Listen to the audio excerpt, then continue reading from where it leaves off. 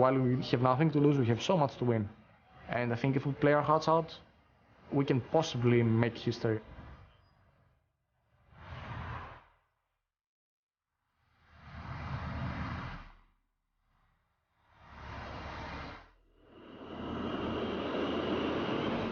더 올라가고 싶어요. 올라가면 갈수록 더 욕심이 생겨서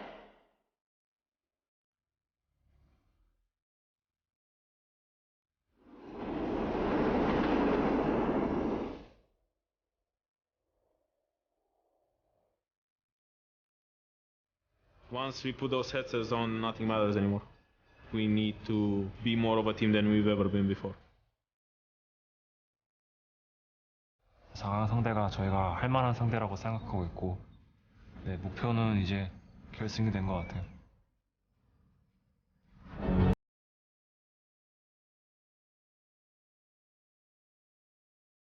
약간은 작년보다 좀 어려워졌다고 생각해요. 왜냐면 락스가 지금 있는 팀들 중에서 가장 잘한다고 생각하고 결승전에서 만났으면 했었거든요.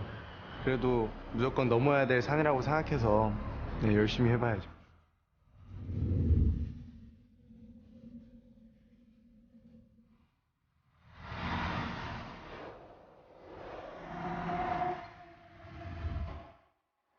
제가 스맵 선수한테 1등 자리를 뺏겨서 아쉬움이 많이 컸고, 이번 월드 챔피언십에서 다시 1등을 하자라는 생각을 많이 했고, 크립토나잇 뭐 그런 정도까지는 솔직히 느끼지 않고요. 충분히 이길 수 있는 상대라고 항상 생각해왔고 지금도 그렇게 생각하고 있어요.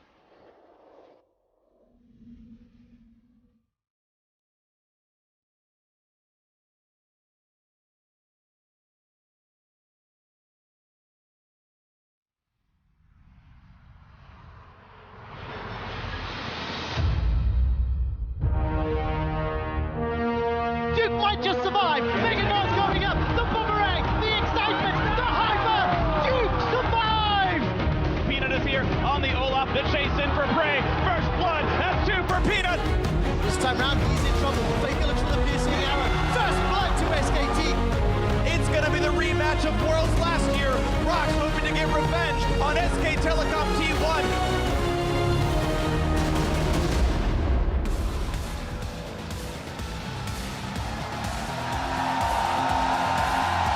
Good evening and welcome to the 2016 League of Legends World Championship semifinal, broadcasting live from New York's Madison Square Garden. Tonight is a rematch of last year's championship bout as SK Telecom look to defend their title in the city that never sleeps. Here you see SKT led by their mid laner Faker, but it's all business right now for the ROX Tigers as they prepare to take their shot at dethroning the reigning champions in SK Telecom. I'm happy to be back in my college town. Hello everyone, I'm James Dash Patterson, joined on the analyst desk by Sam Kobe, Hartman Kensler, Chris Papa Smithy Smith, and Martin DeFisciolunga. Gentlemen, how you enjoying New York City so far? It's been great, and I can't believe we're actually standing in here. You guys got the chance last year. This time, Papa Smithy and we will join you. That's very true. This is possibly the most hyped matchup that we've had to date. I'm extremely excited. Exactly, and it's good to be having it in this historic venue, this world-famous venue, to say the least. Well, we're joined by international broadcast partners from all over the world, bringing the action here in New York to a global audience in 18 languages worldwide. You're getting a look at the Korean team from OGN, joined by special guest Spirit, and here's the LPL's Rendong and Maya with Roulette Cosplay. Love it. But now it's time to step on stage to introduce the semifinals doing battle here this evening.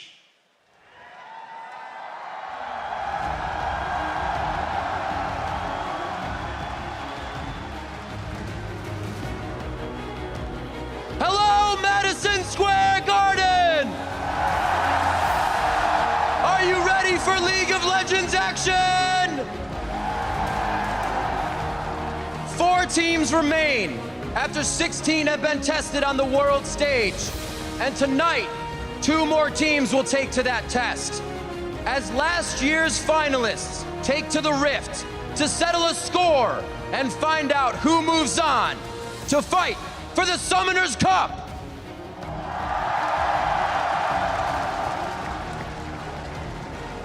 Now please join me in welcoming your semi-finalists for tonight's matchup. the LCK Summer Split champions, ROX Tigers. He's got PA, remember, but he needs mega moves. Delete it! Remember, I've seen one! These guys build damage, these guys dive towers, and when they start going, they end the game before 30 more often than not. ROX Tigers back on form, hoping to win a world championship. In the top lane, Smeb.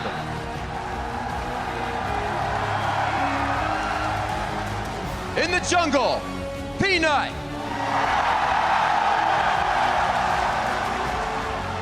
At mid lane, Kuro.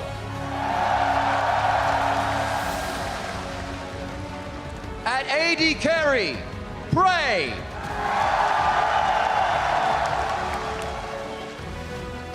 At support, Gorilla. Their sub at the mid lane position, Cry.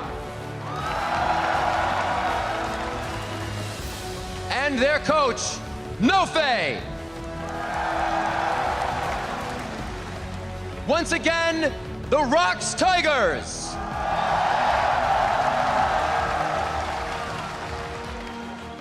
And their opponents in tonight's semifinal matchup, the reigning world champions, SK Telecom T1. Now all of a sudden, Orange Yorutus. This is going to get messy. Duke's got 1, 2, looking for a third. Not going to be enough because Faker's got himself a double. SKT just have so few weaknesses. SK Telecom advance to the semi-final at Worlds. At top lane, Duke.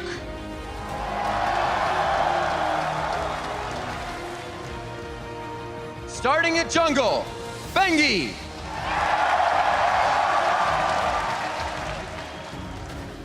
At mid lane, Faker.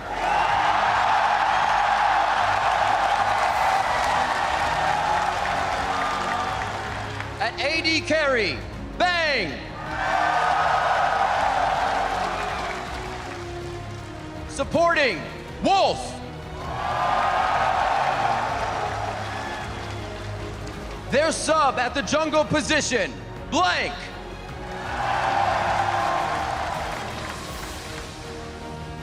And their coach, Coma.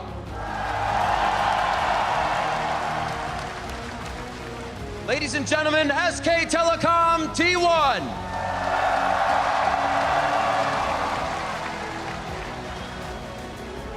And let's hear it one more time for both our semi-finalists.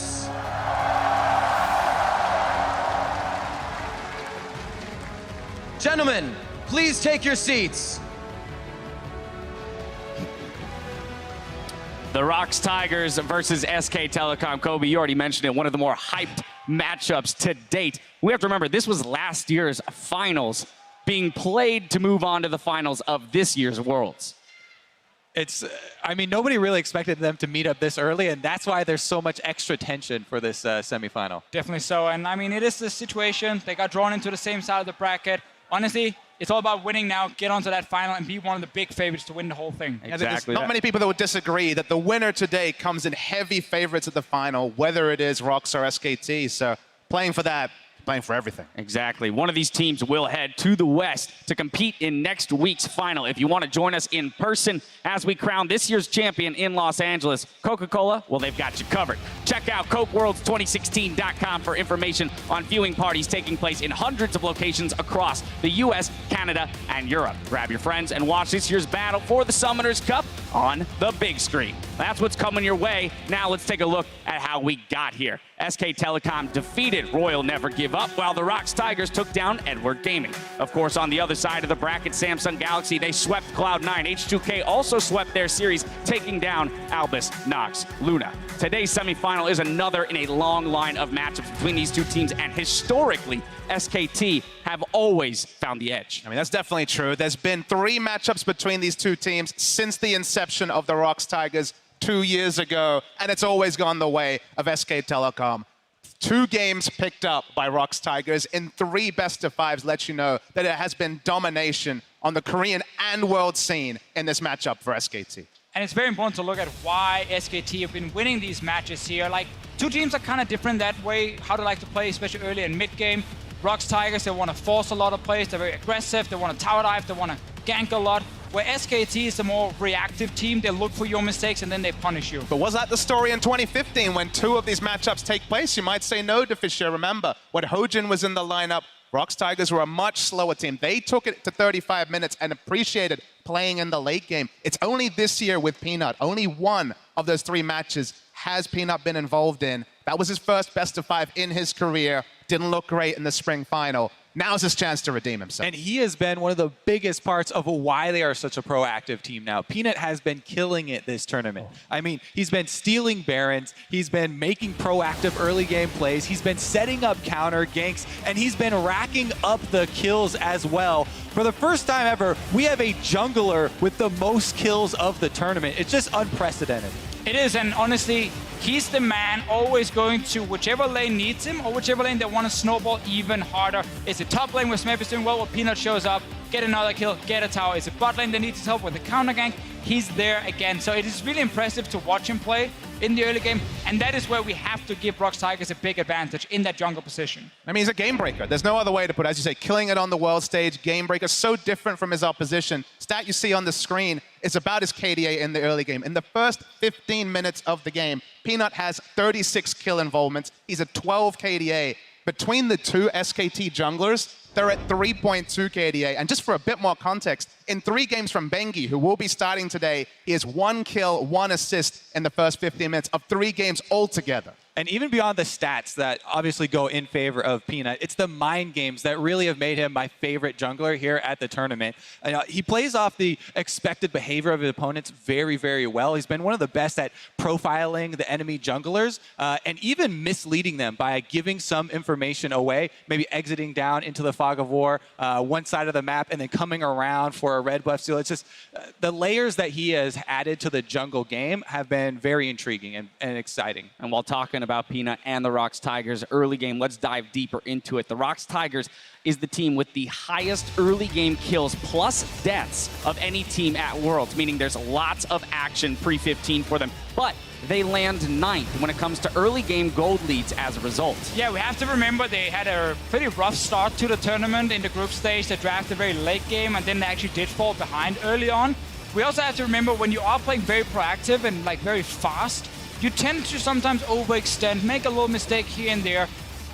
Often teams can't punish it enough, but SKT is good enough to punish these kind of mistakes, and that's where the more reactive early game with a jungler like Bengi, who focuses a lot on vision and tracking the enemy jungler, can come in very handy for SK Telecom, because ROX Tigers will make some mistakes early on. And reactive almost sounds like a pejorative. It almost sounds like a negative. It's a praise, honestly. It is praise because SKT read the game so well. It's more about being in the right spot, reacting to aggression. You know that they sat down, they poured over the quarterfinal that EDG and the ROX Tigers played in, and they worked out what they needed to do to adjust. Because you look at Peanut and you're like, okay, this guy is going to rule the world. Well, they have done that many a time before. Well, as the official also brought up, having Bengi and Blank on the roster for SKT is a big boon for them, just because one of them, Blank, the more rookie of the two, gets to sit with Coma, with the coach, watch the first game, and listen to the comm. So he's prepared if they decide to switch him in with some extra intel, and a game plan heading into the match. And then following that up, we have seen Blank come in game 2 of a series just as recently as quarters. Suddenly, you're bringing a double world champion as effectively an extra coach, because he would have actually read the first game he was in, have a very good idea of the lay of the land, and then get to be that extra smart voice in the comms. But here's the thing, we've talked all about ROX Tigers' ability to push the early game and have that kind of active, bloody early game. SKT, on the other hand, we saw in that graphic there, 12th when it comes to the average amount of action in terms of that that early 15 minutes. Can ROX accelerate the game against them, or will they be stonewalled, essentially? I mean, we're definitely going to be looking at the mid lane for that, right? Because a lot of the games that ROX lost were centered around pressuring Kuro or, getting Aurelion Sol and roaming away from Kuro. And typically, Faker has had the upper hand in that matchup. Yeah, definitely so. I mean, Faker is a much better player, like much more skilled individually. But I do think this meta actually fits Kuro just fine. Like, he can play his Victor in there. He has Aurelion Sol as a bit of a pocket pick. We saw it in the quarterfinals being super effective because you can go and snowball the other side lanes. I think SKT will just remove that pick, however. So we might actually see Koro being forced onto skill matchups, and that is where in the past they have struggled versus SKT because this mid lane matchup, it's not in their favor. And that's the thing, is they've shown answers. The Aurelion Sol did seem, they adjusted their playstyle, they played around mid a little bit more in that game, and it seemed like the Aurelion Sol loomed as an answer, but that can be banned, and Kuro's effective champion pool has always been on the smaller size. On the other side, Faker has a champion Ocean, so we only know we can only imagine what he's been preparing for this match. You know, a player that we haven't talked a ton about would be Smeb in the top lane. Probably underperforming due to expectation coming into the tournament, as people were putting him as the #1 player in the world. How much does he need to step up in order for ROX to come away with a victory here today? I mean, I think Smeb needs to play at 100% together with Peanut. I think these two guys are the most important ones. I think the bot lanes are going to be fairly even against each other. But I think top side, with the way Duke was playing in the quarterfinal, I see an advantage for ROX Tigers and Smeb. He has picks like Jace he can pull out to try and win the lane. You know Peanut can play around that lane as well. So I think there's a high chance, if Smeb shows up big time, that he will become one of the big X factors. All right, well, with all this information in mind, it's time to move to that prediction statement. Put your guys' reputations on the line. So starting with Kobe, who's moving on to the finals? I mean, you're blasting Duke over here. I feel like that was just the first game, and he was able to recover. Okay, a couple of games. But as you said, Smeb hasn't been 100%, this world-dominating top laner so far. And I have to say, SKT, they beat him in spring finals. They beat him 2-0 both times they met in summer. And as ROX kind of had a little rocky early group stages here, I am going to go with SKT to take this one. All right. As much as I do love Tigers and Peanut, I just feel like SKT are the more disciplined team. And in this long best of 5, I think they'll have the edge. You want to throw games on that? I will go 3-1 to make it even more. Safe one. Even more. All right, Papa Smithy, what you got for me? Look, I'm going to agree with part of what you're saying. I think that SKT come in favorites, especially on history. A lot of kind of the intangibles go the way of SKT. It's all about their adjustments, the fact that they read the game so well, VOD review, develop over a tournament. But you're not asking who the favorite is. You're asking who I'm predicting for this game, and it's going to be the ROX Tigers. I think the ROX Tigers, crowd seems to like the ROX Tigers too. Big story with ROX Tigers. They do have a game breaker. We're in the standard lanes meta. The most important member is your jungler, and Peanut was on fire, spitting fire in the quarterfinals. So I have to look at him and what he can potentially accomplish. I think Blank's going to be second to everything, and that means that they're going to be second to the win today. That is a strong endorsement. Yeah. Deficio, you are the tiebreak here. What do you got? Well, I mean, I'm going to agree with almost everything you said, Papa Smithy, and disagree with Kobe over here. Nice. Because I think ROX Tigers is going to win as well, 3-2. It's going to be close. And yes, this is the first time these guys play each other after 6:15, standard lanes, the big mismatch in the jungle. We're going to see it today. And I think we're going to see the mismatch in top lane as well. Smeb is going to have a much better performance than Duke. And those two factors will make up for Koro losing in the mid lane. So I'm going to say ROX Tigers will take this. All right, well, it looks like all three of you have thought out quite well. So I'm excited. Can't wait for 5 games. Now, ROX fell to SKT in last year's championships, but the Tigers are back with a new force in the jungle, and he's got his eyes on the Summoners Cup. The best pressure jungler in the world. I changed the way jungling was approached, which he is why really transitioned the ROX Tigers and was instrumental in taking them to the next level. 제가 약간 작년에 이렇게 죽을 쓰면서 이렇게 혼자 솔랭만 계속 하고 했는데 이제 슬슬 작년 막바지쯤에 이제 실력에 자부심이 약간 생겨서 점점 자신감도 올라오고 이제 그 결과도 더 좋아지니까 그때부터 자신감이 엄청 생긴 것 같아요. Peanut was on Najin last year, a team that had been around Korean esports since the start. He played some games but didn't really fit in with his team. At the time, ROX had decided they weren't going to keep Hojin. They needed a personality fit and a style fit for the team, and they found both in Peanut. 재작년에도 나진에 있던 형들이 많았고 그래서 전 종인이 형, 프레이 형 빼고는 다 알고 있던 사이라서 피넛 선수랑 굉장히 친해서 피넛 선수가 이제 뭐 숙소에도 가끔 놀러 오고 이제 밖에서도 뭐 밥 먹고 그러곤 했었는데 그러다가 이제 그때 이제 좀 이 친구 괜찮구나, 이 친구 좀 우리랑 잘 맞을 수도 있겠구나라는 생각은 했지. 피넛 선수가 이제 게임적으로 이 친구 잘한다 좀 그런 느낌은 크게 받은 적은 없었거든요. 그래서 이번에 올해 이제 피넛 선수가 들어오고 이제 같이 게임 해보면서 그런 게임적인 부분에서 이 친구 정말 잘하는 친구구나 좀 이렇게 느꼈던 것 같아요. 피넛 선수가 약간 되게 공격적이면서 자기가 주도하는 역할이 되면서 저희랑 그 탑 서폿이 약간 공격적인데다가 정글까지 좀 공격적이게 되니까 되게 공격적인 팀으로 불리하던 게임을 역전을 하는 팀이 아닌 유리한 걸 계속 이끌어가는 팀이 됐어요. 그래서 그런 면에서 피넛 선수가 아마 저희 팀이랑 잘 어울려서 잘 되지 않았나 생각하고 있어요. Now Mako also rooted up against the wall. A double kill for the ROX Tigers jungler. It's 4 for 1. Not even a problem right now.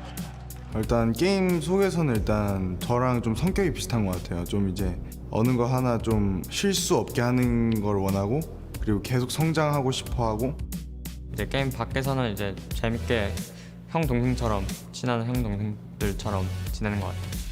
제가 이제 작년에 호진 선수가 이제 팀에 있었을 때 제가 동생으로서 형한테 이제 친한 좀 그런 게 있었는데 이제 피넛 선수가 제 역할이 돼서 피넛 선수하고 저하고 시너지가 좀 좋은 것 같아요. This time last year, nobody knew who Peanut was. This time this year, everybody knows Peanut is the king of the jungle. I don't think we could ever have predicted that Peanut would fit as well into ROX Tigers, and I don't think even the team knew at the start that it would be just such a wonderful group of 5. And Peanut is the crown jewel to them right now. The aggression, mechanics, and smarts that he's put together makes him just a terror to play against. There is no jungler playing on the level of Peanut that you can really talk about.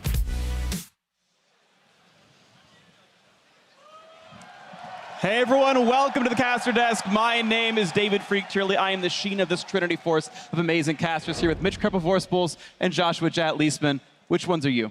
I don't think it matters, Freak. I'm going to go with the Stinger, but this analogy is falling apart. Okay. I think that was a great Peanut feature. He's everything I'd want to see in the jungle, and Absolutely I can't wait for agree. these games. Krepel also can't wait for these? I'm ready. I'm just like, I'm just figuring out which build path of Trinity Force we're talking, the new one or the old one. That's true. Let's get ourselves into the starting lineups then because the game is about to begin. And let's talk about ROX Tigers first up, starting in the blue side. Their top laner, hailed coming into the tournament as the best in the world. Smeb in the jungle is Peanut, an absolute monster. Kuro in the mid lane, Prey at AD carry, Gorilla on support, and their coach Nofe. Yeah, we're up for a banger of a matchup because they're going up against SKT with Duke in the top lane. And that's going to be a fantastic matchup right there. Jungle will be Bengi, Faker's in the mid lane, Bang and Wolf are still the AD carry and support, and Koma is going to take SK3 to this best of 5. Yeah, and it's such a weird setting right here because everyone was expecting this to be the final. This was the final last year, but they're drawn in the semifinals, and they have to take it right now. Even if this is the hardest matchup, you were going to have to go through SKT or ROX anyway if you wanted the title, and these teams are ready. They absolutely are, and it's so fun to watch these two teams. I feel like we talk about how the teams are favorites, maybe the 2 best in the world, likely to be the case here. Even player for player, you've got ones who are probably the best in the world. Smeb, best player, at least very much the best top laner in the world. Peanut, probably the best jungler, period, to be had. Faker over on SKT was the best player in the world, maybe is again, but easily the best mid laner. You've got, down to the AD carry, both Prey and Bang, who are at worst top 4, maybe just the top 2 AD carries. Like maybe there's some competition for the Chinese AD carries, you know, playing over there. And you've still got also Gorilla and Wolf, who are exceptional in their own right, also probably top 4 in their role at worst. Exactly, and the situation, as I love the analyst desk touching on this, is much different than it's been in the past. Last year, it was SKT who was undefeated at the time of playing the ROX Tigers and then beat them 3-1. But this year, it is the ROX Tigers who are the #1 seed in Korea. And while not as dominant as SKT, have been able to come into this tournament as the favorites. And we didn't know what was going to happen in this pick and ban phase. Already some stuff flying through. Yeah, we expected a lot of mid lane bans here, honestly, because the mid lane champion pool has shaped up to be very distinctively tiered. It's Syndra at the top, then Ryze right below, and then Aurelion Sol if you don't play it. SKT don't really play Aurelion Sol themselves, and ROX have shown that they could actually whip it out. That's why we see these 3 mid lane bans already. Yeah, and I was also curious what was going to happen with the jungle bans, because in the semifinals when these teams played against EDG and RNG, there were several bans thrown at the team's junglers. But in this case, if you were going to throw bans at a jungler, you're also kind of banning out yourself. So in this sense, aside from Nidalee, all the available junglers are here, and I think ROX is an exceptional team with Elise. I just don't know if it's worthy of a first pick here. Yeah, and honestly, the only surprise ban here really is that Ezreal on blue side from the ROX Tigers. I think they're actually happy that Jace has been taken off the board because they get the Caitlyn first pick. They're trading it for a lot of power picks. There's so many strong picks left. Even think of a Kennen right now on the third rotation in this pick and ban because there's so many must-haves like a Zyra, like an Olaf early on as well for SKT. And that's the thing when you're looking at these two teams' champion pools. They share so much. And I would say throughout the quarterfinals, Caitlyn really emerged as one of the dominant picks since being able to get priority in the bottom lane was so high. Here, you wouldn't be too surprised if they do pair Caitlyn with the Karma, but they can wait on that since SKT has already locked in their support in Zyra. And this is so surprising to see the early Poppy from ROX, because you expect Smeb to be the carry. He could lock in an early Kennen, an early Rumble, and try and dumpster the top lane. However, if he takes away the one high-tier safe pick in that Poppy, then Duke has to dig in lower tiers of champions to find a counter. Yes, he could play the Trundle, but in a tournament metagame, this is actually a good steal. I actually think that's a very interesting strategy by ROX, and I know a couple of weeks ago, Smeb said how much pressure he was under to be hailed as the #1 player in the world coming in, and he's refocused into figuring out how to make his team the #1 team in the world. So the Poppy pick definitely speaks more towards that strategy. Yeah, absolutely agree. It's one thing that I absolutely love about people that have been the best in the world. A player I like for this is Pawn way back on Samsung White 2014, who was, I thought, the best mid laner in the world at the time because he could play so many different styles and being able to hard carry on a Kennen. We saw the highlight reel earlier in the day. Also, this Poppy, who's a great tank, great flanker, great engage tool, and bringing out both of these styles coming in for Smeb should be a treat to watch. Yeah, and I do like the fact that Duke has picked Trundle most likely for the top lane because that is a matchup where Trundle will win in an extending laning phase, and it takes away the pressure from that lane for the ROX Tigers aside from teleport. It is the expected pick into Poppy, but it is a pick that has seen barely any play in the tournament because there were so many of the likes of a Rumble available. But we have to move on because this pick and ban is going so fast. And we see an Ashe here all of a sudden, a champion that hasn't been played at all. If you would expect an Ashe pick in the ROX SKT matchup, you would expect it on Prey, because he's a fantastic Ashe player. But it does seem that ROX has done their homework with the Ezreal ban. It does seem like SKT is not leaning towards Jhin as a standard counter pick to Caitlyn. Which is kind of remarkable, because Jhin has a pretty strong laning phase when you're considering it into Caitlyn, and the Zyra Jhin is just exceptional synergy and kill pressure. But obviously SKT has some other things in mind. They do like to mix things up fairly often in the first game of a best-of-5 to kind of feel the opponent out and almost give them a lot of the things that you would be fearful of. And they're definitely mixing things up with that Ashe. And one great thing that comes with banning 3 mid laners out in total, 2 on the side of ROX and then the Aurelion Sol forced to be banned by SKT, is that the mid lane champion pool gets pinched. And the more you pinch the mid lane champion pool, the more likely it becomes for Victor to be able to get through the power trough in the early game, which is the 1 through 6. Faker has to offer an answer here to this Victor, and it's going to be a relatively slow scaling pick in the Orianna. So that's fine for Kuro to survive in lane. Yeah, it's a very interesting pick and ban phase here for SKT. When I'm looking at it, it wouldn't be Worlds without Orianna, and Orianna is actually one of Faker's most successful champions as far as how many games he's played on it of all time, so not too surprising to see it come through here. But I was expecting a pick with a little bit more teamfight presence like a Cassiopeia, but that's just not what we see. Yeah, and if you're wondering why we see Ashe back, Ashe has always historically been a good matchup into Caitlyn because she has poke advantage, she has a decently high range herself, doesn't really get contested too easily by Caitlyn. Combine her with Zyra, we've seen this lane matchup time and time again in the past. Season 3 was all about Ashe and Zyra all day, poke you 24/7, super annoying to play against. And honestly, with the resurgence of Zyra, we can actually see more and more Ashe come back as well. Yeah, absolutely agree. It makes for a very strong lane. Of course, we've seen it forever, and it provides everything you kind of need, especially when you're not playing a high utility top lane like a Trundle. And Olaf as well is just kind of there to be a ball of stats. The engage tools have to come out of something, and an Ashe area to a Grasping Root's not too bad. The disengage tools are there with Pillar and Stranglethorns, and you've got a great mix of long range damage, high damage uptime, and some utility in there as well.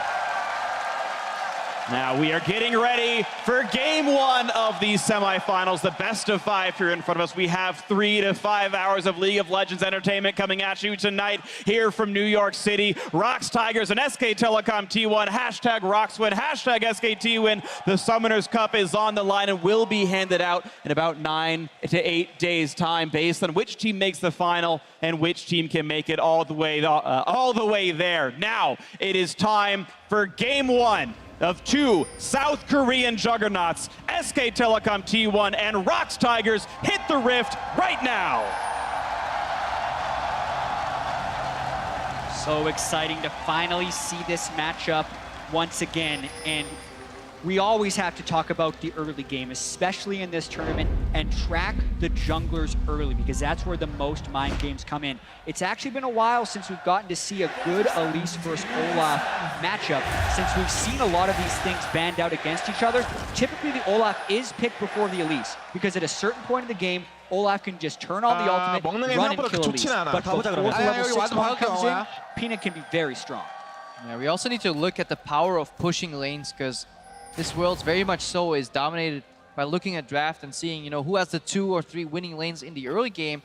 If you look at that, SKT is not doing too shabby in that regard. Ash Samurai can always challenge this Karma Caitlyn. Will be a skill test though. Really nice plant spawns there for Wolf. Gorilla's going to be fine. He'll regen it back up, but obviously he's free gold. And these guys are just posturing, because the first one to get to the minion wave, that's what matters. Hitting those creep as early as you can without taking too much poke back. Very important. Ooh. And if Bang is consistently able to land these volleys, it's going to go a pretty long way in cutting through the health potions, because there isn't sustain in this lane. So being able to get the early poke can stop them from being able to push in. Here we are, laning phase begins. We're watching the bottom lane pretty heavily, and Prey actually using his first Q not on the minions at all, but looks for Bang, who dodges it away. And it will still take until the next wave for the level 2 to really come through, but you're seeing that ROX especially, they're focusing their damage output on the champions themselves. They're not really interested in wave clearing so heavily right now. It's all about the second wave when that happens. Yeah, and we also have to track if a lane does get a shove advantage, if they can get a deep ward in the jungle, because as soon as one of these teams know where the jungle is tracked, they can completely change the way they play the lanes. But you can look at Wolf, he was fine taking all that damage early on, because his priority was just to get the lane push. SKT have slightly more control in the bot lane by now, but not much will happen here. It's all about tracking the junglers and see where they strike first, because they're going into different directions. Yeah, and there's a lot of mind games that go on here, actually. Peanut has historically been incredibly aggressive on Elise, so Bengi is actually very worried about an Elise coming to kill him in his red buff, which is why Faker is scouting the Raptors right here, and he actually hasn't seen Peanut because he skipped to red buff. So there's a good chance they think he's somewhere else. Yeah, small mistake from Faker on that steal right now too. Peanut skipped his Raptors too. He doesn't reveal, so he could definitely go bot lane. He looks to be pinging the dragon, so he wants to repel over the wall and bypass a potential ward. Exactly, this is so clever for Peanut. Right now, SKT thinks Peanut is topside. They see him on the ward, they have to run. And here's the escape. He knows he's been spotted by a ward at this point, watching Bang and Wolf run around. Say, okay, there's a ward somewhere in that bottom delta of the river. Keep that in mind for Peanut. And yeah, he's going to take the Scuttle as his prize. And he could take Gromp if he knew it were up, but instead it's actually Bangi who now has the Fog of War advantage. That is one thing about Peanut though. He doesn't waste time looking for ganks. If it doesn't work on in the first 5 or 10 seconds, he bails immediately, keeps the uptime. He's a very high tempo jungler. Yeah, and I also want to compliment the ward placement of SKT right there, placing it up in the river instead of in the tri-brush, because they were expecting if Peanut could make a way in there that he could traverse the dragon wall. So actually very well played by SKT, even though they didn't have knowledge until very late. You can see the players really trying to play with vision. The Wolf Smite says, hey, Bangi, get out of my jungle, and this is the stun. That is dangerous. Now Duke is here for the escort, and that's a really nice pillar as well. Keeps Smeb from coming in on that one, and it's an easy escape. And that's obviously the power of getting the counter picked and the early pressure in the lane. The fact that your top laner can peel off, despite the enemy top laner being closer technically, Duke is there first. He beats Smeb to that invade, and at least helps his jungle not getting collapsed upon. These battles are always so close, right? It's a bunch of long-range damage. You can put out plenty of damage if left unanswered. And you see Wolf, Bang, Prey, Gorilla, all of them just doing the very best they can to get what damage output. And you've noticed that there's a health advantage. Bang still has his potion on this Ashe. He's been able to play so safely. Prey down below half, Gorilla the same. It's basically because Wolf has been looking for one thing. That's whenever somebody locks in an auto-attack animation, he hits both the creeps and the champion that is trying to last it at the same time. And if you back out of that poke, well, you're going to lose the last hit. Wolf has been very adamant about the poke early on. Yes, it cost him all his potions, but it got him the lane control, which means they can base whenever. And also, how many times have we seen this at 4 minutes and 50 seconds where the enemy jungler is 10 CS up on Peanut? Peanut's path was very aggressive early because he wanted to get a surprise gank in the bottom lane. It didn't work. Bengi had chose to power farm, and he got a counter jungle in. So everything is working out very well for SKT here in the sense that their lanes are pushing and their jungler is out farming Peanut. Yeah, and that is obviously the difference if you look at this matchup. And when ROX played EDG, EDG was lacking in terms of reaction. They always got caught on the play, and a lot of these proactive plays by ROX Tigers, they stuck. and they resulted in kills and pressure. Right now, SKT, they are the best team at being reactive and looking at what's going on. But another gank attempt here from Peanut, but look at the respect. Bang and Wolf, they don't pass the invisible barrier. That's kind of the do not cross line for ganks. Yeah, you can even see the way Bang positions when the wave is gone. He walks up towards River to see what was happening. And the other point to talk about the failed gank chat is that's preparation as well. It's SKT looking at the old ROX Tigers game, seeing what some of Peanut's gank patterns are, seeing that he likes to jump over that Dragon Pit and saying, we're going to make sure we ward for that 3-minute gank. The ward's there, no shock, no kills. Yeah, and they're just tracking him so well. But on top of that, the Ashe Zyra lane has been quite effective against Gorilla and Prey. Caitlyn was first picked by ROX, so when they do that, they're expecting priority around the bottom side. And even though Peanut hasn't completed ganks in the bottom side, he has approached it twice, which is a pretty high cost in the grand scheme of things, and it hasn't amounted to any advantages so far for ROX. Yeah, that's why historically we see so few ganks in poke lanes, because they're so good at playing max range. All you need is a ward in river. You don't pass too deeply into the lane. But what we've seen in this early game is just the amount of information you can get off a single deep ward. They spotted Peanut early on his Raptors. They knew the jungle would be relatively empty. He either had two choices, base and delay himself, or go for a quick gank. That's why they always respect it. Right now, Peanut looking for more pressure in the top lane, taking down a pink ward. Right now, it's a vision game. It's about just getting a few wards in the enemy jungle and see if you can outmaneuver your opponent on the Rift. Yeah, and also the longer this game is able to stay in this fairly neutral sense, the better it is for SKT. Peanut, though, through the pink ward, trying to brute force Duke, but he's level 6. That's an incredibly difficult turn. Missing the stun as well. It's Peanut who pulls aggro first. He will juke away eventually and does so. Of course, the King's Tribute is on, but now Kuro's in the mix as well, missing the death ray, but still, he's got the ulti on, and now Duke's gonna run out of help, but he flashed away in time to knock us back by Smeb's ultimate, and Duke will get away with his life, but it does mean a lot of pressure in the top lane, and the turret will lose a lot of health. Yeah, action means reaction right here. The crossmap from SKT, they have Faker in the mid lane who could peel off, but he actually wants to get more CS and chip damage in the mid lane. Faker is 20 CS up in the mid lane already. And for a team that we credit for being so fast, has been a step behind in the early game right here. That gank has to arrive before Duke hits level 6. Otherwise, he can just use the ultimate and absorb 3 people top lane. That gives Benki a bigger lead, it gives Faker a bigger lead, and it gives SKT a nearly 1,000 gold advantage. And you can see SKT trying to play with more than just the gold, but the tempo lead. They took over the bottom jungle. They're fighting for the red buff, and you can see that's going to be the red taken away by Wolf, and Peanut's now got to be a little bit afraid of the fact that everyone's coming by. And that Ashe arrow from Bang could have secured first blood for SKT. Thankfully for ROX, they were able to get away. And that's the thing of going for very telegraphed plays. They come at a cost that you may not see immediately. While that gank was going on in the top lane, we saw an invade in the bottom side of the map. Bengi and Wolf walked in. They placed 3 deep wards, then pressured the bot lane, which meant that there was complete information of what was going on Peanut's red side jungle. The second he came back from that gank, that failed attempt, he walked bot into an ambush, and he felt himself threatened again, continuously under pressure. And this is allowing Bengi to do a lot of work on the map. Who expected Bengi to be doubling Peanut's CS at 8 minutes and 30 seconds? That was unthinkable based on how they've been performing so far in this tournament. It's the power of pre-game preparation. SKT saying, we only need 1 ban in an early round Olaf. We know you'll go Elise, and we know how your release works. We've read this book. We know the story. Page 3 is you gank bottom, and we're ready for it. But it's also the power of in-game adaptation and using a little bit of information and then extrapolating so much more from it. Yeah, it's the biggest thing. Being able to catch that one glimpse of Peanut on the bottom side and realizing that if he was to do that path and sneak past those wards, it must be this way. And therefore, Bengi was immediately able to punish it. It enables the rest of the lanes to play up. And also, Faker being able to stay in lane while Kuro gave that roam gives SKT a lot of winning positions. Let's see that 1,000 gold lead. Bottom still pushing in. Both AD carries got reasonably good recalls. They've actually got practically identical items, but now you're seeing the turret start to take some damage. SKT have the wards. They need to feel comfortable now that Peanut's not going to sneak in quite as easily. And that's the thing. Because they were able to get deep wards in the jungle of Peanut, he completely loses the element of surprise. We heard Kobe talking about all the mind games he's able to play. He can only execute those if his team has pressure. That's what's been giving ROX Tigers these amazing games in the LCK, is because so many of their lanes play aggressive, they can take over the map and allow Peanut to run around in secret. But that's not what's happening right now. It's also very dependent on draft. Nobody would have actually predicted there to be a lane that could challenge, I think, a Caitlyn lane in push. After she gets early locked in, this Ashe Zyra is a bit of a surprise here. Because usually Caitlyn Karma should be able to handle the push in most matchups, even if there's a Zyra present.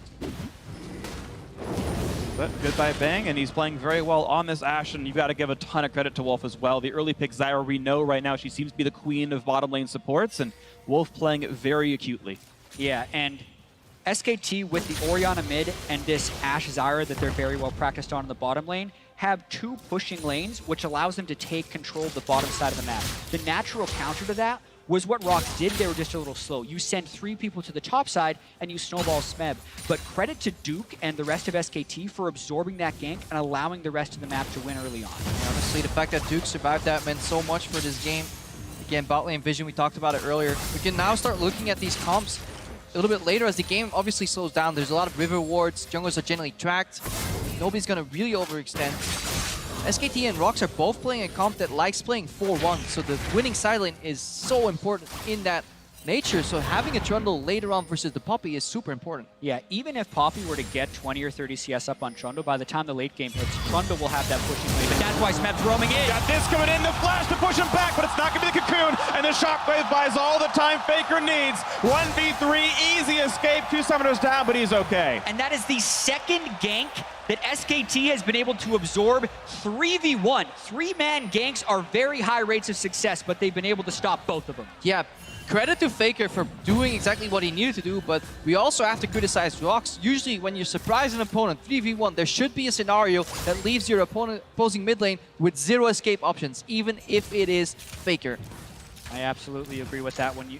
It almost feels like ROX is playing a little bit jittery. They're trying to make these plays, but SKT is just sitting there. And Bengi needs to be able to take this CS advantage and transition it into a larger lead. So often we see SKT with a 1,000 or 2,000 gold lead and think, the game is over, because they are so good at playing with these leads. We'll see if they can do it against the best opponent in the ROX Tigers. And then we definitely have to track how did they do that. Well, step 1 is obviously whenever somebody reveals himself, deep wards, 2 deep wards in the jungle, pressure in mid. They're not here to kill Kuro, just here to move him away from the turret and keep chipping away. This mid lane turret already so low, 13 minutes in the game. 2 wards in the enemy jungle. SKT continuously playing forward. Against a Victor, no less, who especially once he gets Hex Core upgrades is incredibly difficult to push in towards. Getting 3/4 of that turret now means one small misstep in the mid lane would mean first turret, and they're trying to get that misstep with this Ashe Arrow. Trying to make the steps, not going to land them just yet. ROX able to tiptoe around them without too much problem, but it is Faker pushing up now without any summoner, so a slow and a lot more damage into the evaporation. First blood in for Smeb, and the fight continues. Bangy throws the undertow, but he's running for dear life. Smeb with immaculate timing lands the knock of the follow-throughs there. 2-0 for ROX. And ROX never quit trying to make the play. They consistently sent more and more people at SKT, and even if they failed the first 2 ganks, because SKT wasn't making proactive plays, eventually it worked for the ROX Tigers, and now they have the lead. And this is exactly why ROX Tigers is considered a tournament favorite. They keep the pressure up even through failure. Look at Faker, get so down on nowhere, then bang into the wall. Follow Smeb here as he gets the perfect timing on Bengi out of that Ragnarok. Right now he gets out and he gets knocked up. What a good predict there. And then honestly, they get an elemental fire dragon after it. Infernal goes down and suddenly the game is even again. That's the funny thing though, it's 2 for 0 in kills and the game is only even in gold. SKT have been so good at absorbing the pressure and trying to bring it a little bit later than 2016 ROX is seemingly comfortable with. Another shockwave now into Kuro, half HP on him, the shield's gonna time out and Faker looking for just a little bit more, and he's not quite gonna land it. Nice sidestep getting away from Cocoon, out goes Kuro. You can just tell how good Faker's at sidestepping things. He is moving his mouse so close to his champion model right there. Immediate reaction from Bengi too. He knows the mid laner's out of the fold. Even if that play fails, the goal is just to chunk the enemy mid laner and create pressure on this turret. SKT is attempting to win a war of attrition right here by consistently just getting the lanes pushing, even though ROX is throwing gank after gank at them. SKT is hoping to take control of the map via their lanes and then have a very solid and structured team fight composition. Yeah, pressure top lane, bot lane, and in the mid lane. Faker aggressively using his spells just to send Kuro back in the base, allowing for Bengi to move in, leverage that CS advantage. ROX is under so much pressure, and without the teleport, they have to hang on. I don't see gonna fall super far behind. Relentless pressure mid from Faker. First turret of the game, despite being ganked several times over the course. It's SKT back with an 1,800 gold lead. It's Faker somewhat solo killing the mid lane turret. He got some help from Bengi earlier on, who has been farming up a storm and pushing the lanes as he needs. SKT in the advantage. Peanut will get away from Stranglethorns, but he's now on top of two members of SKT, looking for a bit more damage. Stun finds Gorilla. Wolf does not yet has Grassroots available, and a great flash gets Gorilla away from the Shockwave, but now Duke is back in the mix, and the Strangling Thorns are there, and it's one more hit to do it, and Duke gets the kill thanks to the King's Tribute. And you can see this now, 1,700 gold ahead, SKT with the first kill of the game. But yeah, that is one kill for SKT while burning their teleport advantage. Poppy whacking away in the top lane tower. If Smeb can equalize, ROX isn't too unhappy with this play. Yeah, the turret is actually quite low in the top lane. I think Duke will be able to hold it, but that means the next time he leaves, that turret would go down. Watching this one more time, they just catch Peanut on a ward, and it's again because the vision controls were able to start. And they're just challenging it. No people want to challenge for that pixel brush. It is the first step in vision control in the river. Peanut had a really good repel though that he soaked up 2 ultimates, and Duke comes in swinging, but this is all for support. 2 flashes burn right there. Yeah, the timing might work out okay though. Of course, the dragon was killed not terribly long ago, so it's a reasonably long respawn at this point. You can see Duke back in the battle with Smeb. They're equal level. Smeb takes a sidestep to grab the shield, keep himself as healthy as he can, but look at the damage up that Duke can have. Of course, plenty of an 8 sustain on this Trundle. He should be pretty healthy when they fight again. Yeah, he still doesn't have his ultimate though, so he has to be a little bit careful. I think he felt safe aggressing there because Smeb was fairly low on mana, and because he has Bengi waiting behind him. They actually are probably trying to bait a gank of some kind right now. He will be able to sustain up if he gets to stay in the lane, but he was kind of putting himself in a position where the gank would be appealing for Peanut. And look at Faker. He pushes out mid lane, helps his support get vision in that Tribush, killing away the pink wards, then moving out again, back to mid. Push out the lane, deep vision again, rinse and repeat. Keep playing that war of intuition that Jat mentioned until somebody breaks. Yeah, and with the mid lane turret being down, the next turret you would expect would probably be the bottom lane, since that's where SKT has devoted most of their attention this game. And there's also a small synergy we do have to mention with the Olaf. A lot of times you think it's weaker if you don't have the karma to synergize with it, but I think Orianna is somewhat of an enabler for Olaf, especially in team fights, to help speed him up even more and make him even more tanky. Definitely agree, and so far it's been so good with Bengi working alongside Faker quite well. SKT have continually tried to find subs for Bengi. Last year it was Tom, this year it was Blank, and in the big important matches, Bengi still seems to show up and play very well right now. In this game, he's doing excellently against arguably the best jungler in the world in Peanut. So far, Bengi's been great, and it is still SK Telecom T1 holding a solid lead in this one, 1,800 up. Yeah, solid lead. Let's follow how they extend that lead. How do they close out the game? SKT very often praised as a team that you cannot give a lead too early. They started with vision on both sides of mid lane. They lost track of Kura for a second though. Looking to use that spare time to equalize the turret lead here. Yeah, this is interesting. They're going to hope to push him off the turret right here. He would have ultimate, which would make him hard to die, but with the turret gone, they don't have to worry about it. That was never meant to kill. It was a very strong roam. And even some of the players from Kuro, you saw him waiting in the Tribush a little bit longer. I think they might have been baiting some kind of gank defense. Maybe Bengi shows up there to defend that turret for a bit, and they say, surprise, 2-on-2, we'll kill you anyway.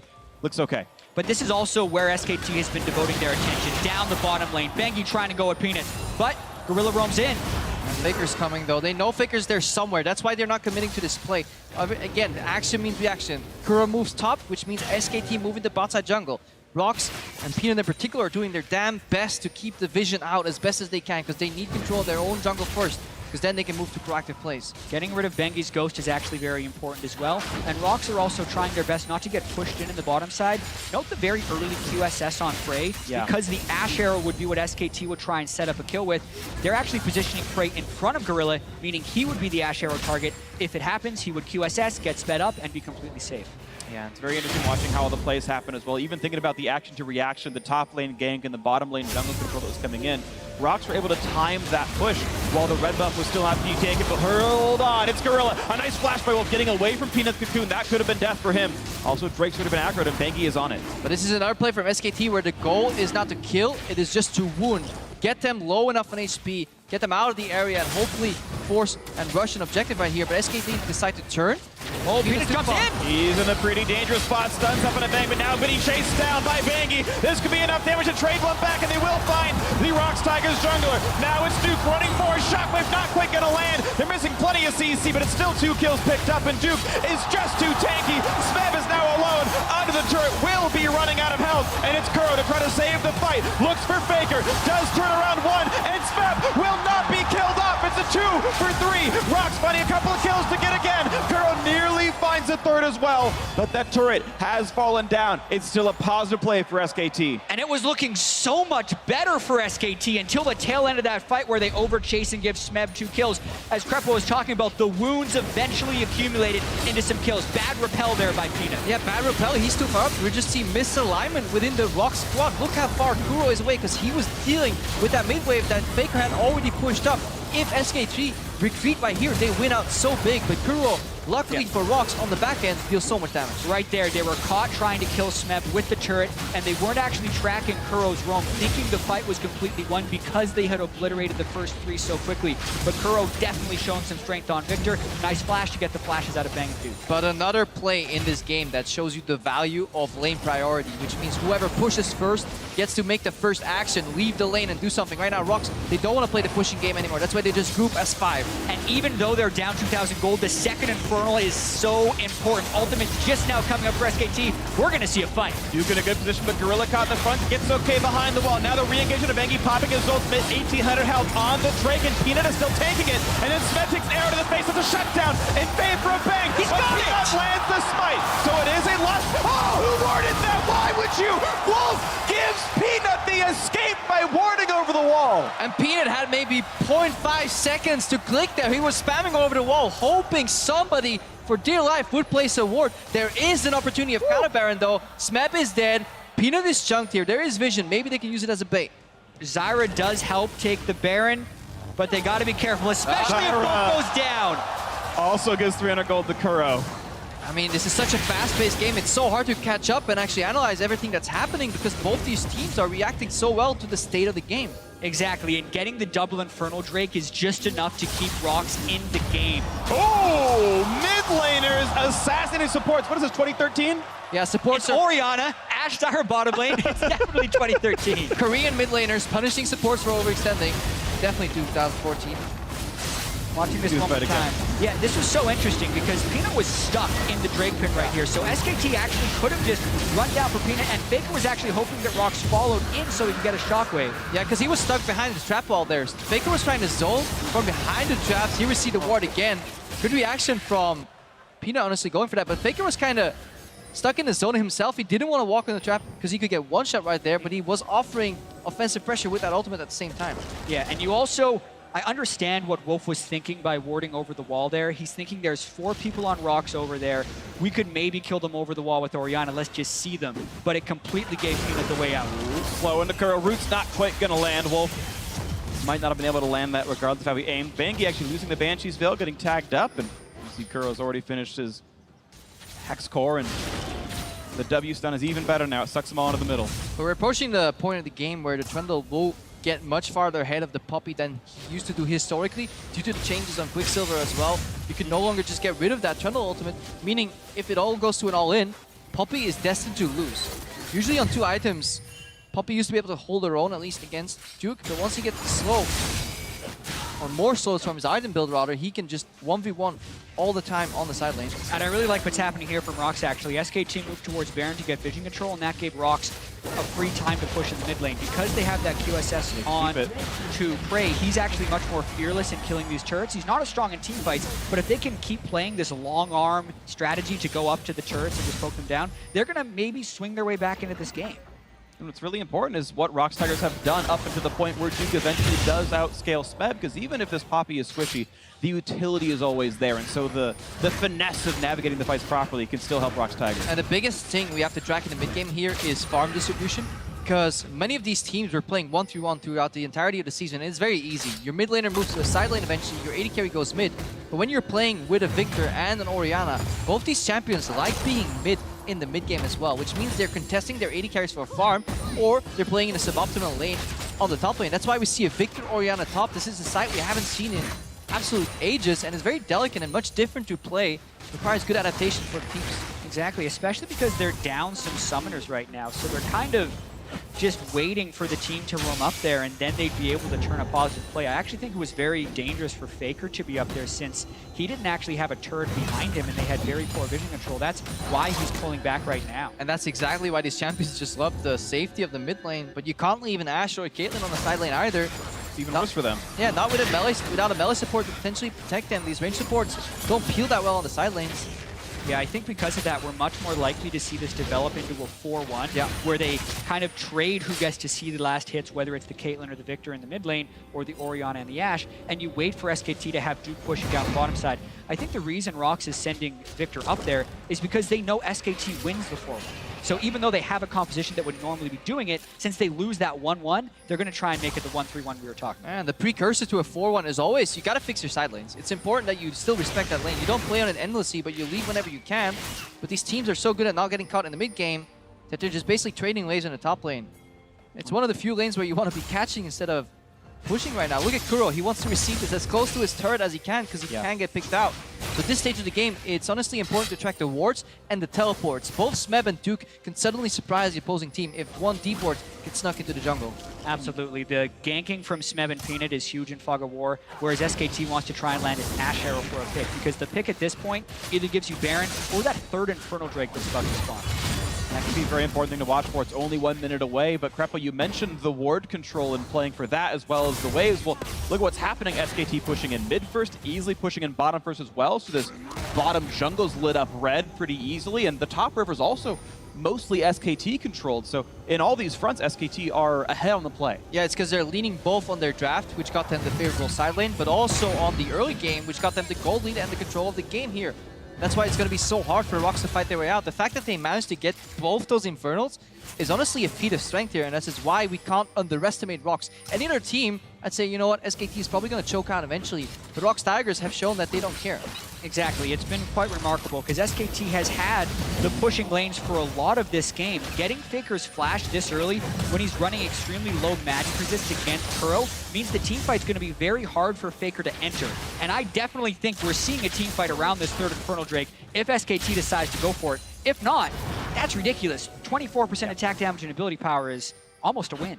A lot of stats. Victor and Caitlyn definitely want the extra ability power and attack damage. Those are the two primary carries of the squad. And it's Gorilla getting caught out with a chain of crowd control, and Wolf deserves the last hit for setting up that play with the grasping roots. Meanwhile, Duke's split pushing finally does pay off. SKT the first to get all 3 outer turrets, and in a 5v4 potential, could be very easy to get more. But it is just a support, and the opposing support has used his ultimate, which kind of renders him useless anyways.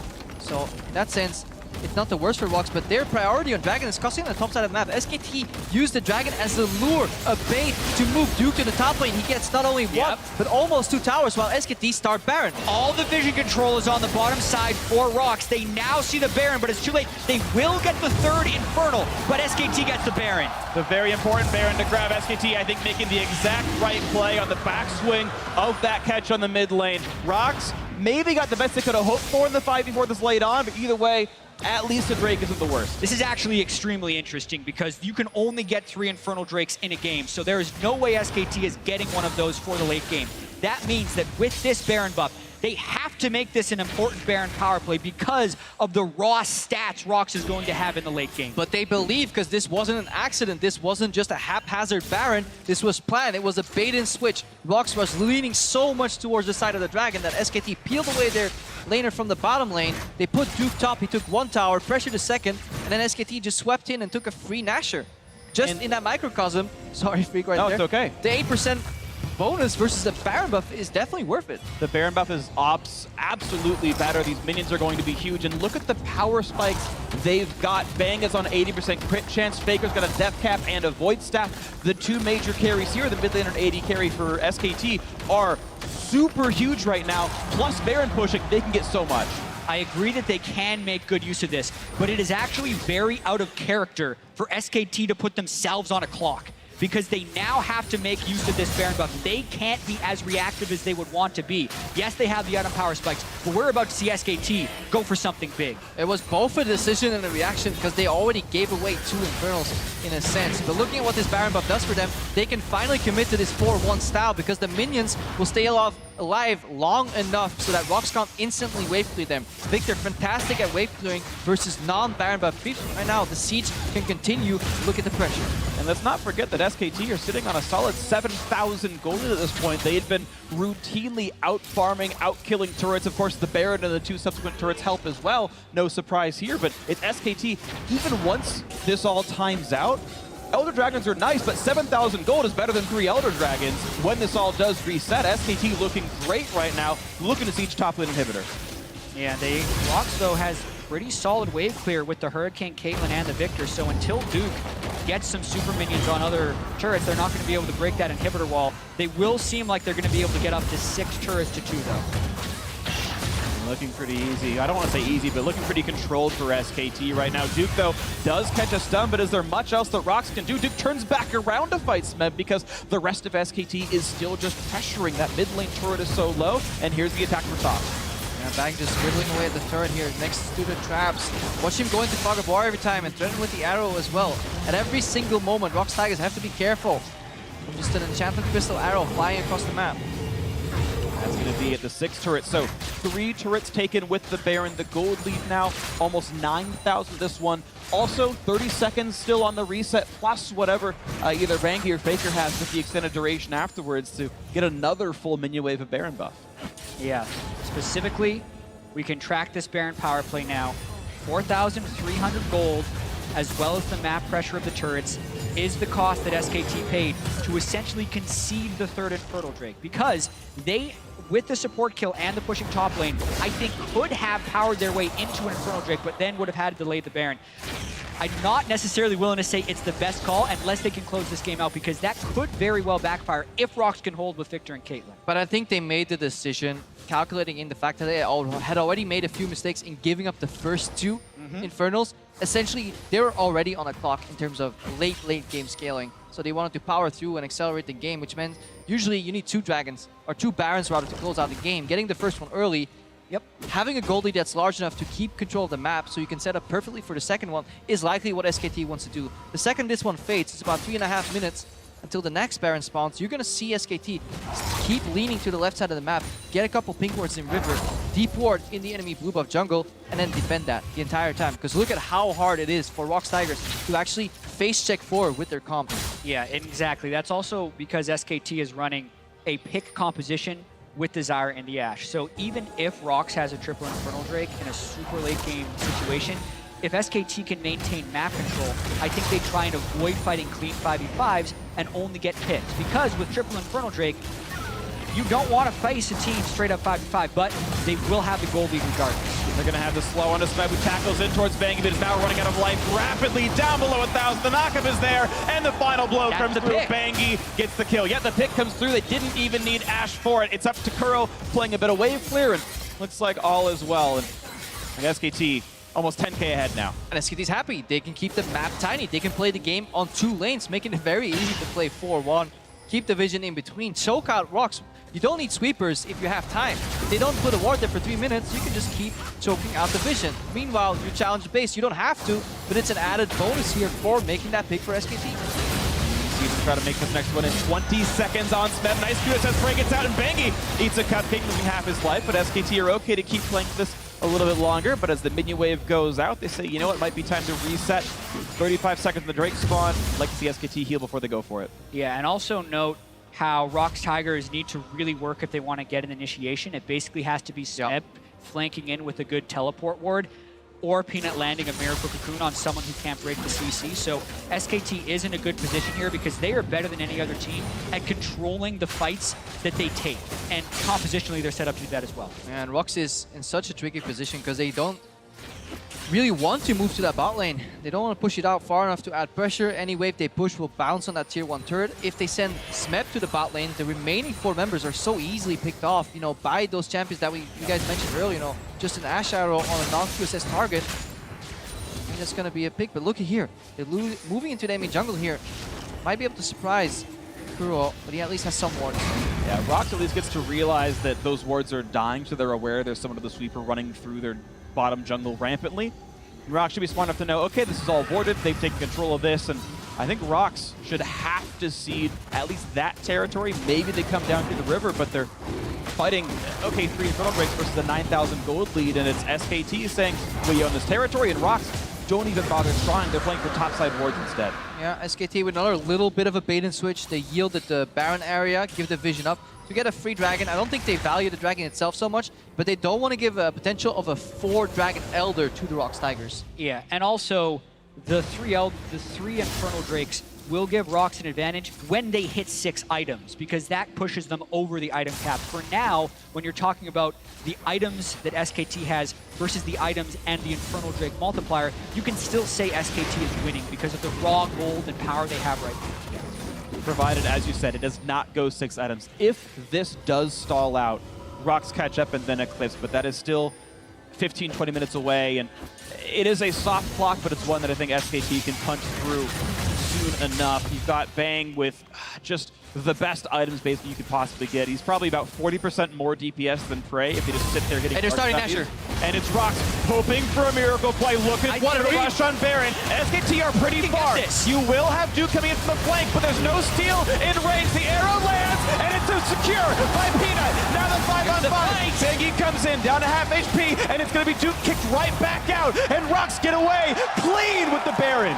ROX is so smart as a team. SKT was so confident of their vision control, they lost track of Baron for a second. ROX immediately punish. And when you get the Baron as a team that is behind, you usually freeze the game, which is exactly what ROX want to do right now. Ridiculous that SKT had the gap in vision at Baron, recalled, and ROX knew exactly when to rush. You could see how much it means for the game that Faker is camping in a brush, looking for a random pickoff, building or relying on the overconfidence of ROX, but ROX is playing so clean.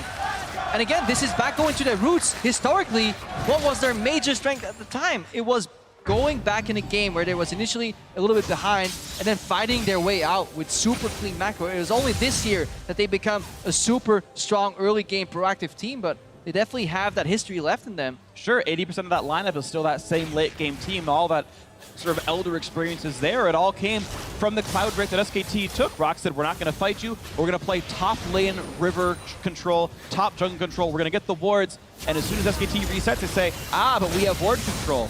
And ROX execute so beautifully.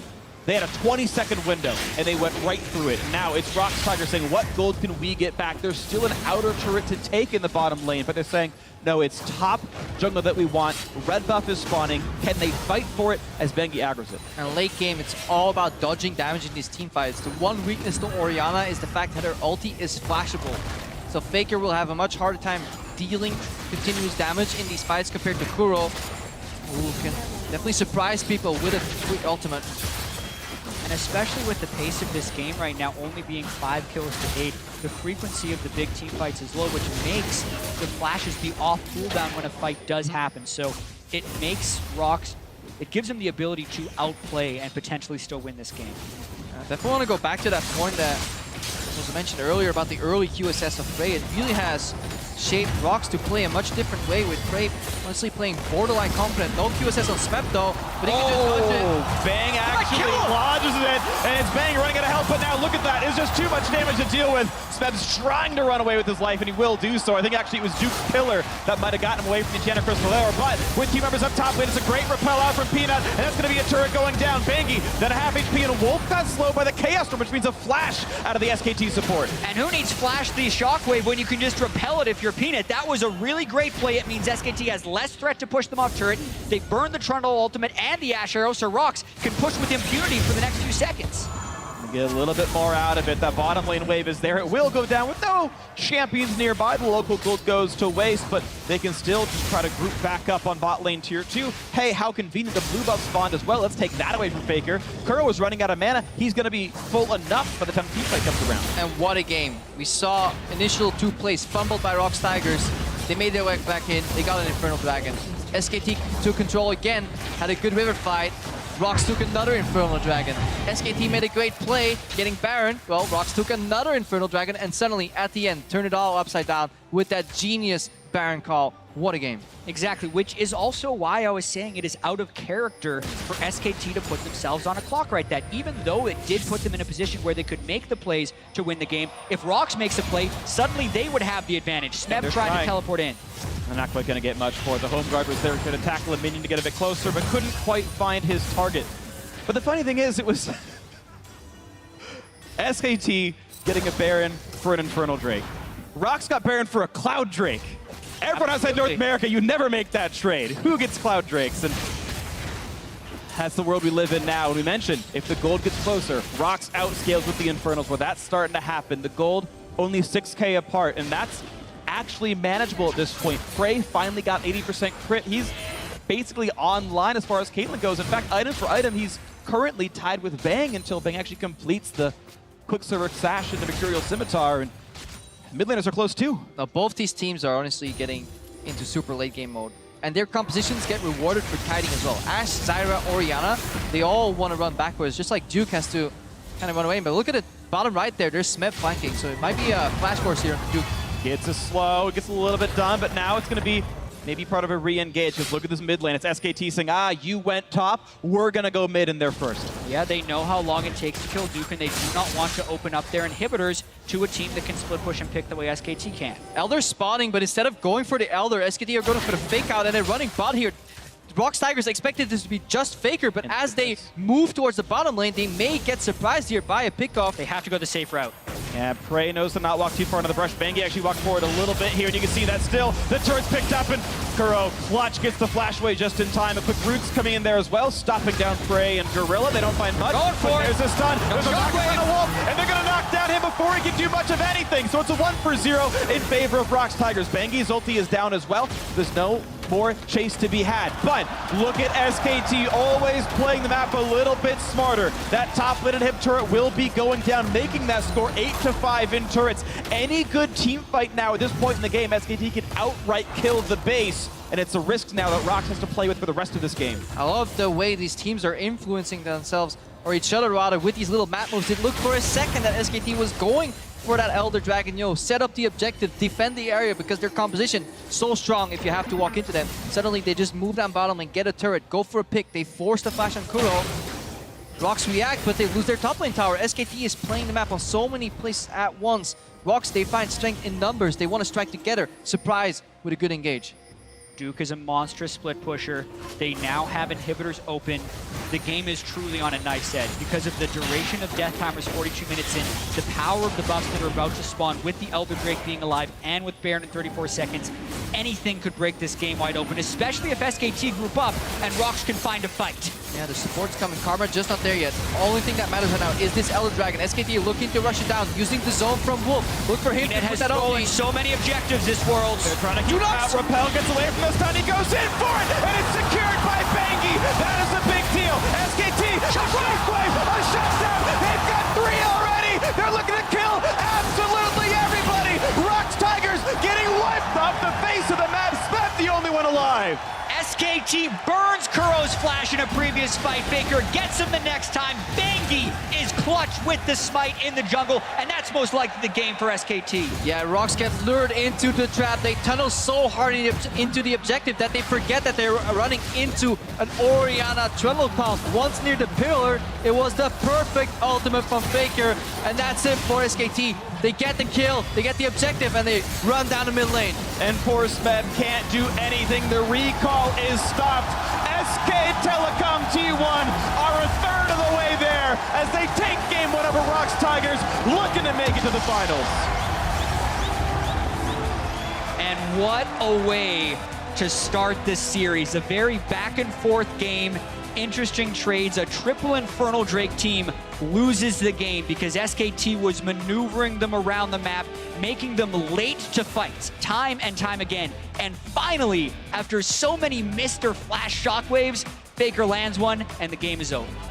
And it was really beautiful. So many clutch points where the right decision had to be made. And that's not always the case that it was. I think there were some trades opted into that maybe could have been chosen differently. But either way, we had an amazing game, 42.5 minutes in length, where you had ROX Tigers fighting through a gold deficit almost the entire time. From the laning phase, Bangi was always half SKT's gold lead by getting all the farm that Peanut wasn't getting because Peanut's ganks weren't landing. You had just general laning phase leads from Faker. He was up 20 about 10 minutes in, knocked down the first turret as well, practically solo. And this was this slow, methodical control. SKT kept getting farther and farther ahead. ROX were tacking on some objectives, and they had the one good comeback, but this was SKT, in a way, playing many of the elements of their game, saying we're going to stay in control the whole time, and largely they were. Yeah, but we have to question Peanut's early jungle pathing. They're going for an early gank bot lane when River is usually warded, whether you're Elise or not. Then the second phase where they all 3 went mid failed as well. This is ROX Tigers looking very jittery on stage. Maybe the one or game 1 warm-up combined with the fact that they had mini comebacks within the game will make for a much better early game for them in game 2. I can easily see them sweeping the early game and taking the tie, honestly. Absolutely. I think it's going to be an incredibly close series. That was only game 1 of maybe up to 5. It's going to be beautiful. Stick with it. But for now, let's toss it down to the analyst to break that one a little bit more. Thank you very much, Freak. And gentlemen, it looks like we are in for quite the series, given the way that it just started there. Back and forth and coming down to the wire there with SKT edging out ROX Tigers. Yeah, that's why I'm like, honestly, it's great to cheer for your teams in your region, but cheer for great League of Legends. That's what we got in this game right here with ROX Tigers and SKT, like the highest level possible. That ward over the back of the... I don't know about the highest. Okay, close to the highest level. It was game 1. They were a little bit nervous, maybe. And while Cloud9 didn't make it to the semifinals, there was a bit of Cloud9 flavor about what SKT were piloting in the bot lane. So before the tournament, when I asked about Ashe, because of course Ashe saw some nerfs just between patches, between playoffs and now, people said you can play it in one scenario. It's kind of decent against Caitlyn. And what we saw here was the Ashe Zyra that Cloud9 were famous for running way back in Season 3 when they came to the LCS. And it actually halved lane against a Caitlyn lane, Caitlyn Karma, which has a very big pushing power most of the time. And I think it's notable because suddenly, now that they've shown something that actually does quite well against the Caitlyn first pick that we saw this series, that we saw a lot recently, might be called into question. Exactly. That other form of engage is going to be really important. If the games are going this long, one of those catches does determine the entire thing. And you're talking about Prey can play it also. You know, if Ben can play it, then Prey can also play it. Definitely so. Definitely so. So then, of course, I want to push us into the game here because we got a few replays to roll through. We talked earlier about ROX Tigers being a very early game-focused team, having that high bloodiness statistic. Of course, the first kills didn't come in until 12:30 into the game on a turnaround by the ROX Tigers. Yeah, so this is a really good TP from Smeb. It's a follow-up from a gank they had just earlier where they forced the summoners away from Faker, and that's why it's so important to always, you know, re-gank. The timing on this ulti here from Smeb as well, just when Olaf ulti runs out, it is perfect. But before this, we saw that gank in mid lane fail. We saw the dive top lane as well, where a lot of skill shots were missed left and right by ROX Tigers. And that is kind of the thing. If you are a proactive team, you need to be able to execute when you pull off these proactive plays. Otherwise, you start falling behind. I love that teleport so much because they were pinging it well in advance. And like, we need to figure out a way to set up this play. We know that we've snuck this ward in without Faker seeing it. And they had their eyes on that teleport point for so long. A lot of forethought going into that one. Of course, our next replay comes around 20 minutes with SKT. 3 for 2 in the bot lane. ROX was able to salvage a couple ones here, but SKT domination stabbing back. And this opens up with Peanut realizing he's in no man's land. That's why he used the repel to get close to the enemy just to start a fight. He bought enough time though, but this should have been a wipe realistically. The shockwave missing onto Bray, walking back. At this point, you're like, could have been 4-0. Faker goes for the exclamation point, but Kuro with the ghost kind of saved the whole situation for ROX. And I love what Kuro does there too. He cuts them in half, so they separate the two members. They're able to clean them up, and ROX gain, you know, some kills back out of what could have been a disaster. We've seen plays like that turn the entire game. Like if that is a clean SKT dive, then get all the kills plus the turret. That is something we've seen them snowball all the way to victory. Yeah, and if we go just like slightly back before the play happened, obviously SKT can chase and dive on the tower because Faker can move first. And that's kind of the big story of the early game for me, was how Faker was able to dominate 1v1. He got the tower as well. Yes, he got ganked once, and then the second time where he died, he still had full control mid lane. He had first item spike as well. He could roam first down to bot lane here. Kuro joins in later, but it's already too late. You're already giving up kills and you lose tower as well. And we talked about mid lane, right? We talked about specifically Kuro showing the Aurelion Soul. It was something different. Victor's certainly not something different. Victor, for both Crown and Kuro, is a staple. It's kind of an established factor for SK Telecom. The Orianna looked confident. They played through the mid lane. It was kind of business as usual in the mid lane, especially for SKT. Exactly. We had talked about what's he going to drop to, looking at those pushing champions in the mid lane. Well, he was pushed in the entire time. Faker essentially solo killing the turret in mid lane by 15 minutes. That's insanity. But something else I want to talk about is ROX Tigers trading that third Infernal Dragon for a Baron plus a tower top. Well, in this situation, they already lost the support. So I think in their mind, they're like, it's too risky to go in, walk into a river without any vision against Orianna as well, and try and stop the Baron. So just take that Infernal Drake, instead get the third one. It's kind of the best of a bad situation, really, for them. And it did help them in the late game. Plus, I mean, it's a good game plan, right? It's a clear game plan. You have Poppy, you have Victor, and you have Caitlyn. That's such good siege defense. I mean, you line up the traps and try and wave clear, and Poppy can even try and clear out some. The thinking there, you're going to try and weather this SKT storm that's going to come off of the Baron, and that was where they weren't able to pull it off. But of course, we did see SKT, kind of utilizing that macro gameplay that that they have so well in having Duke or split in the top lane, running ROX around the map, creating that ward coverage for themselves in the enemy jungle, and making it very hard for ROX to kind of make their way out of the base. And that's the thing we see so often from these top teams. Like late game, macro is near spot on. They make so few mistakes. Like SKT understand when Duke is split pushing, he's on a tower. Everyone else kind of take a step back, wait to see if someone goes to go for Duke. Okay, then step forward. Never really overextend. Duke never got caught out himself either. Great vision control at all times. And it's just communication, all of it. And it's also communication that set up that last Elder Drake fight, which basically starts with Faker forcing flash from the Victor. And then when you start the Elder Drake and start cutting down towards the bottom side, you know ROX Tigers has to run into the river, and Victor has no flash, and then Faker can actually win the game. Let's go ahead and take a look at that Ace replay that you just mentioned, where SKT puts their foot down in game one. And of course, the Orianna from Faker is one that he played a lot at the start of his career. Actually, his career most played champion, even though he hadn't played it since summer season last year. We were waiting for the big shockwave. Big thing about casting an Orianna game is waiting for the ball control, waiting for the big shockwave, and this was that fight.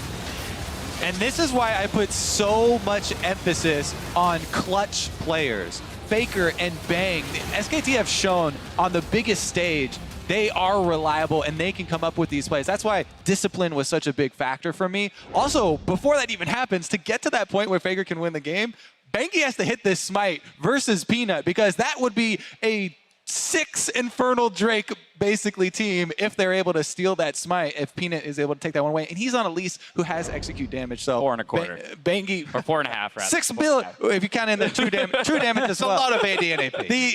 But Banky hitting that smite is so incredibly important, because they just knocked out all of the damage from SKT. All right, so let's talk about moving forward, though, now, because SKT is going to be subbing in Blank now in place of Banky even after that victory, and they'll be swapping to the blue side. So ROX Tigers here on this stage again, big stage against SKT. They've just been knocked down a peg. They're showing a little bit of jitters in game one. How do they recoup? So I think this is strategic. I mean, you can tell by the fact that Banky had a good game. They won and they still subbed in. The big story is when you're on red side, SKT are going to be banning Nidalee anyway. Peanut is undefeated on Nidalee in 2016. When you're on blue side, it's much better to have a Nidalee player, because now ROX have to use a ban on Blank's Nidalee. So strategically, it actually lines up really well. And it got Bengi, plenty of intel in game one. And I think that there's a problem here now with mid lane bans for ROX Tigers.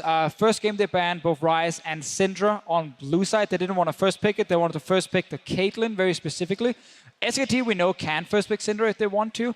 I wonder if ROX are sitting and looking at too many mid lane options here and being like, we need to get rid of Ryze because Faker is a monster on it. Syndra as well, because we don't trust Koro to take that skill matchup in the mid lane. And then, of course, the Nidalee you mentioned. That might just be the 3 bans locked in already. And then SKT will have a lot of options. Either if they want to go Caitlyn, which they probably won't now we've seen Ashe come in against it, but you can go for your preferred jungle choice for playing as an option, or maybe the best top lane available like Jace. Zyra, I think, is going to be extremely important as well moving forward. As you're talking about the ADs for the bottom lane, the supports determine so much of those matchups. All right, well, just a few thoughts on what ROX can do to stab back here in Game 2. Worlds 2016 continues in just a few minutes, but before we go, we all know the pain of watching a win slip away on the Rift. And in this series, 5 League legends share their strategies for turning the game around. They are playmakers.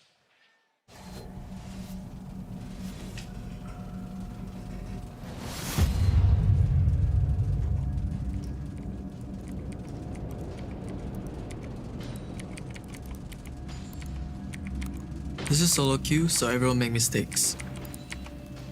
But mistakes are opportunities. Like this.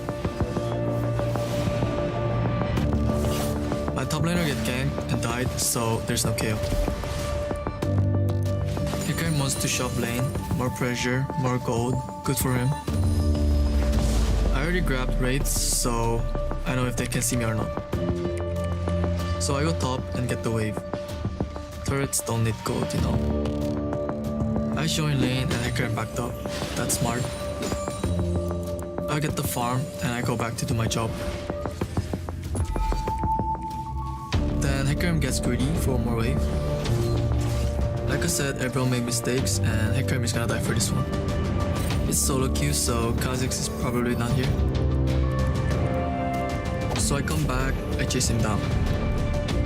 I have Ghost, I have Q, I have Ult. That makes it easy. I get the kill, I shove lane. Kao's alive again, and she can see that her lane is good, and she also gets TP. She looks around the map. She saw a good opportunity on bot. 3v2, easy kill, or dragon, whatever. And all that started with Kao overextending and dying. Mistakes are opportunities, you know.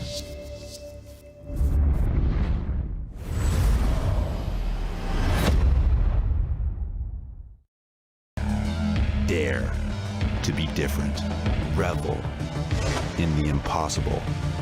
Introducing a little anarchy. Disrupting the natural order. Because a hero lies in all of us. Nothing is beyond your reach. Claim your victory and go forth to conquer new worlds.